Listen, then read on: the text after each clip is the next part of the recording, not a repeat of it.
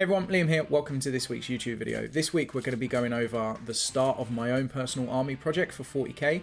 That is a squats army using the Astra Militarum rules. So in this case we're going to be going over how I convert my basic infantry. Now I do want to keep this relatively simple and quick because I'm going to have a minimum of 40 of them, not to mention that I'm going to have to do conversions to convert up sentinels, tanks, ogrins, that sort of stuff.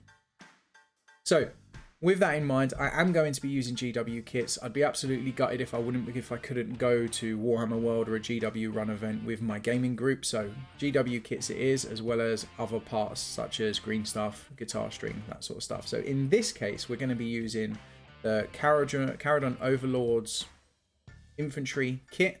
We're going to be using parts from the Tempestus Scions. Also got some plasma guns from the Horus Heresy. Other than that, if you've got any questions, any queries, feedback, feel free to leave them in the comments below. I do always read the comments. If you want to support the channel at all, feel free to check out my Patreon and all of my links in the description below for far more in-depth and additional content. As always, I appreciate all the support from you guys. It means a huge amount. And here we go.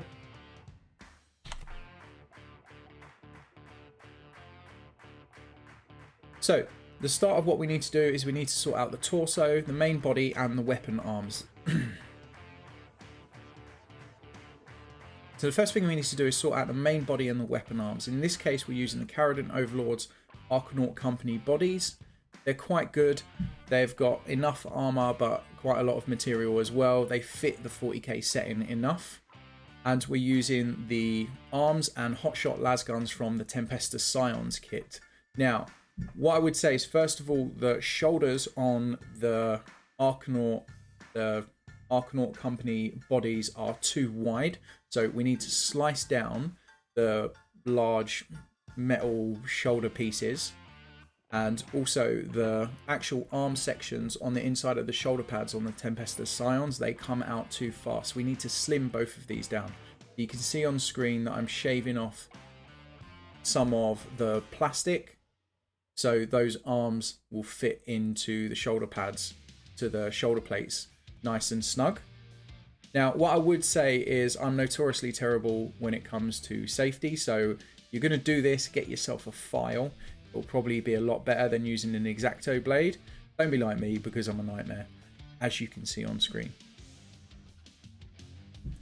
What you might find is sometimes with a few of these weapon options, the stomach and chest on the dwarf model is there's just too much detail on it. They've got all sorts of pouches and that sort of stuff.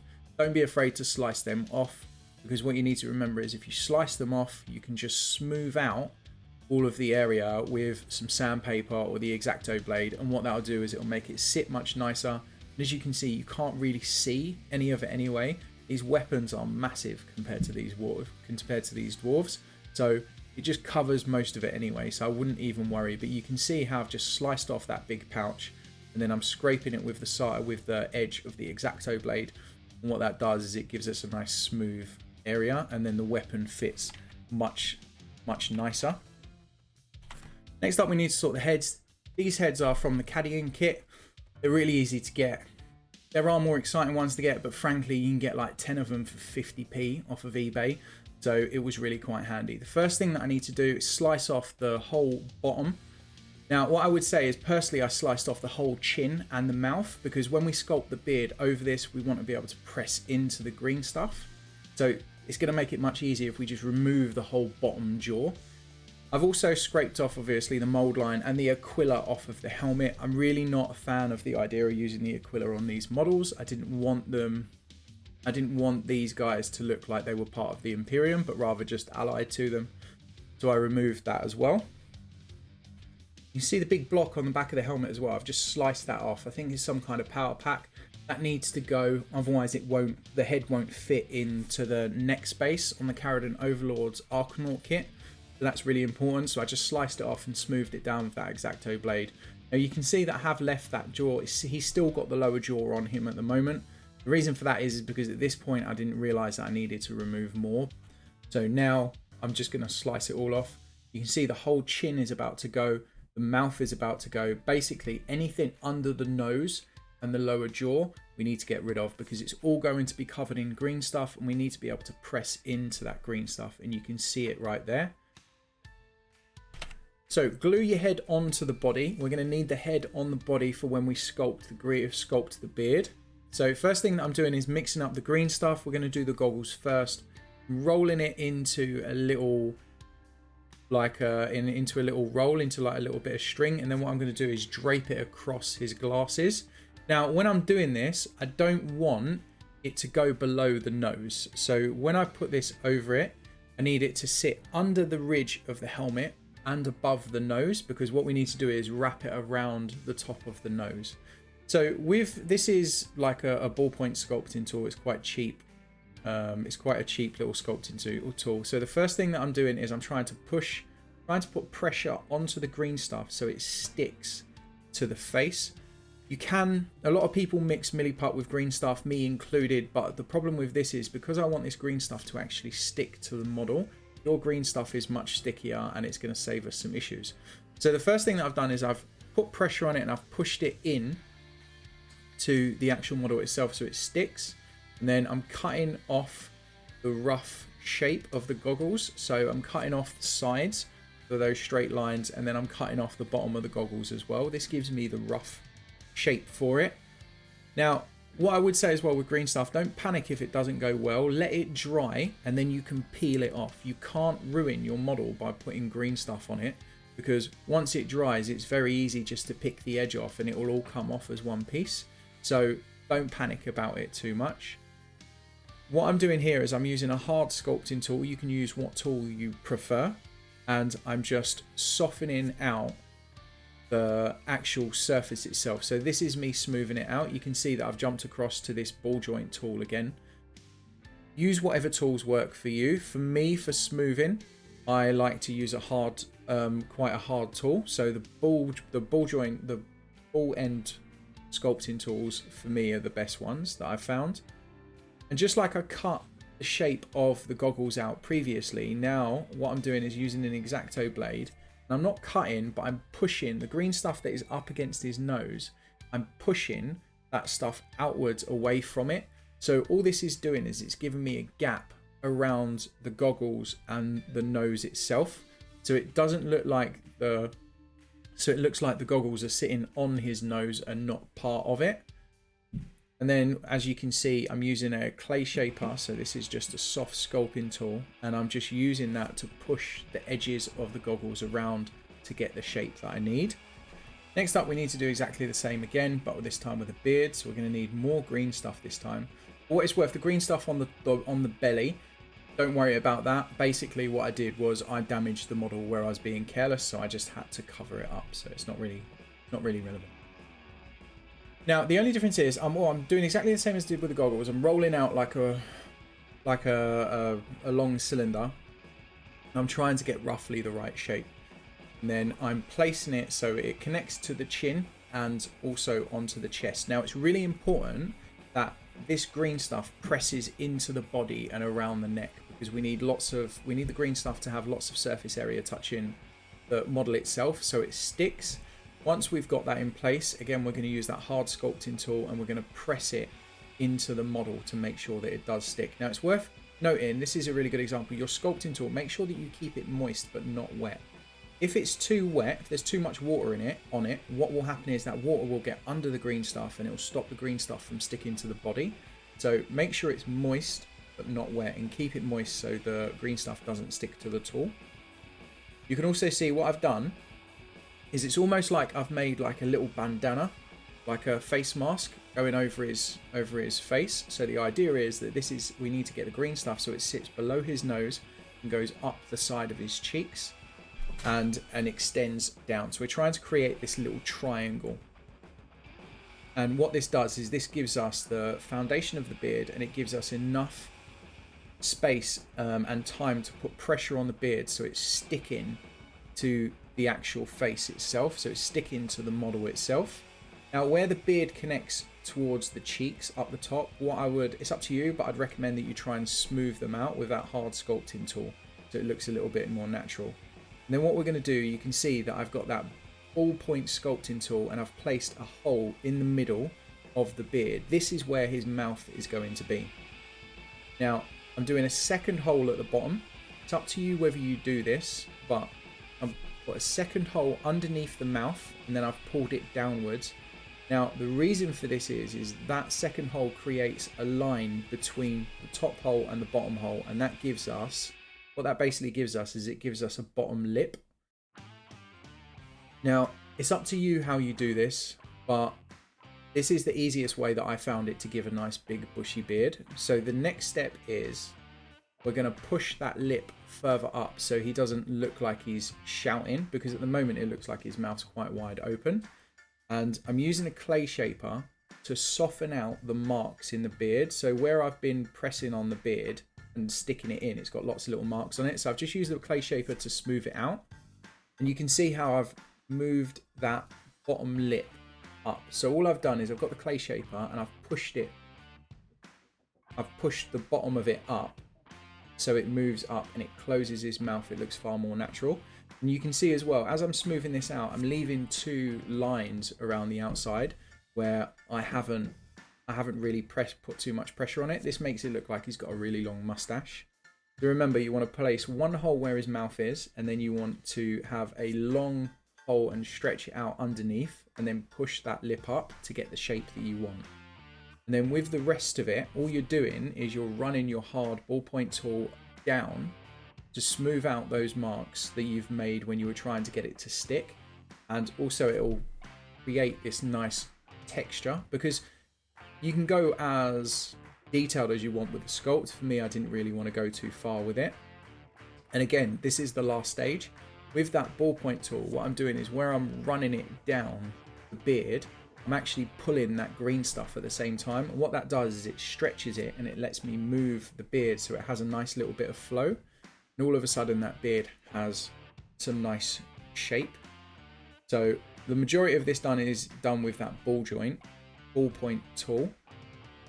And then the reason why we do this beard so early is because we need to sculpt the beard and then put the weapons on, because potentially the weapon needs to press into the beard. So you might actually damage the beard that you've just sculpted. It's more important for the weapon to fit correctly. Next up, we need to connect the gun to the backpack. So I'm using the Caradon Overlords have got like this tank on the back of on the back of the back.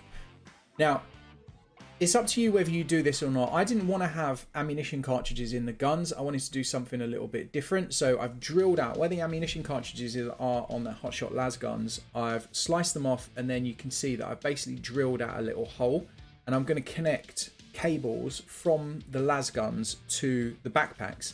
Now, the reason why I did this is, first of all, I had this really cool idea that potentially the squats had like hydropower. They had like really high pressure water jet weapons, and I thought that was really cool. And then the reality is it made me chuckle quite a lot when I thought, you know what, I'm gonna have little men running around with squirt guns for my 40k army, and that's now going to be the theme for this squat army. All weapons are going to basically be water pistols, or for want of a better word, they're going to have water pistols, which just makes me chuckle. So that's what we're going with. So you can see that I've just drilled out where the cartridge is, and I've cleaned it all up so it doesn't look like an absolute mess. And then what we're going to do is we're going to use guitar string. Now, I apologize, I'm not sure what size this guitar string is. I'm thinking maybe it's 2mm guitar string. I don't know much about this stuff. It's my first time using it.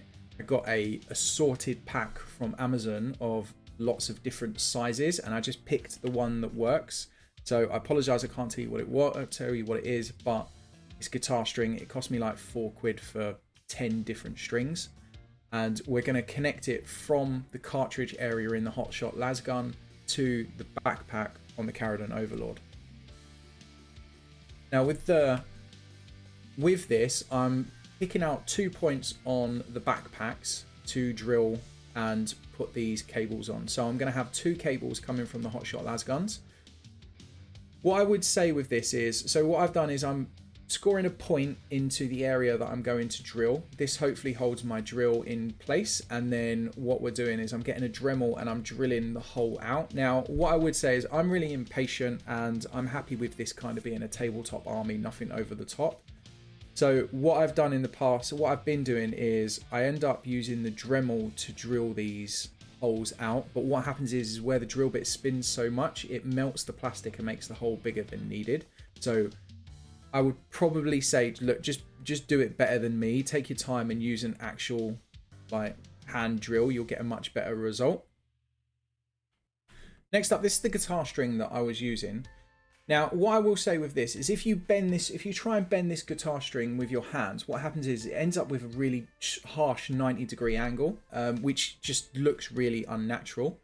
So what I found was if you get a paintbrush and you wrap that guitar string around a paintbrush, you get a much nicer curve. And if you start with a larger brush, so the curve is much larger, and then go to a smaller and smaller brush, you get a much more natural curve in the guitar string. So do that if you want something that looks a little bit better. What I would also say as well is make sure that you bend this guitar string into the right position before you glue it, because what will happen is if you glue it into, say, the Hotshot las gun, and then you try and bend it while it's glued in, all that ends up happening is it actually, not only does it pop out, sometimes it rips the plastic apart and it damages the model. So you can see how I've got this now bent in place in the position that I want it, and I'm forcing it into the actual sections of the model and I'm gluing it in. So this is already bent into the shape that I want, and then I can glue it in. That way it doesn't damage the model and it sits much better. I've done 2 cables on the Hotshot las guns. I just like the idea of like this continuous circuit of water going through these water pistols. I know it's really sad, but the idea of it just makes me chuckle, so I'm fine with Space Dwarfs with squirt guns. And you can see it connected there. So I'm going to get the second one on and we'll move on.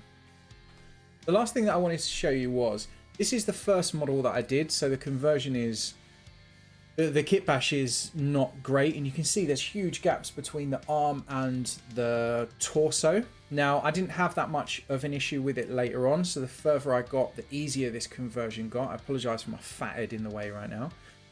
So I didn't really have that problem, but if you do have the issue, then it's really nice and easy to fix. Get that roll of green stuff and just force it into the gap and then smooth it out with your ballpoint sculpting tool. It's really quite simple. You're never going to notice it. Like, this is not going into Golden Demon. This is just a fun army project. And don't be afraid to just wing it ultimately. Like this particular model was the worst conversion that I did because it was basically the first one that I did. But what you'll find is as you go through and do more and more of these, it gets much faster and it gets much easier and you end up getting a much nicer result as well. The last thing that I want to show you is the plasma gun conversion. Now, I've used the plasma gun conversion. I've used the plasma gun from the Horus Heresy plastic box sets. And the reason for this is the Astra Militarum ones are absolutely massive and they look huge on the squats as well. If you want an easier time, use the plasma guns from the Astra Militarum and the Tempestus Scions kits. But what I found with the Horus Heresy ones is they're much smaller, they're much more streamlined, and they're much narrower. And for me, they looked better. But the problem is it made it a bit of a nightmare actually converting them up. So what we had to do was I glued the arms in place, which I shouldn't have done. I should have left the arms off because as soon as you cut these and put pressure on them, it just splits the arm off. So you can see I glued the arm on, glued one of the arms on, and then I started slicing off the plasma gun really carefully. And the idea is I want the plasma gun gone and I want the hilt, maybe that's what it's called, the back of the gun that sits on the arm. I want all of that sliced off, but I want to keep the trigger finger on the hand the way it is, because that means all I've got to do is sit the plasma gun on top and it will look fairly natural. The real challenge comes from the hand that actually holds the las gun. So the end of the las gun that rests on the guy's hand, that's where it becomes a real problem, because we need to slice that las gun out of the hand, which is what I'm doing now. So the plasma gun will rest in there, and this can be incredibly difficult because if you put too much pressure on it, what will happen is it forces the fingers apart and then it snaps the model.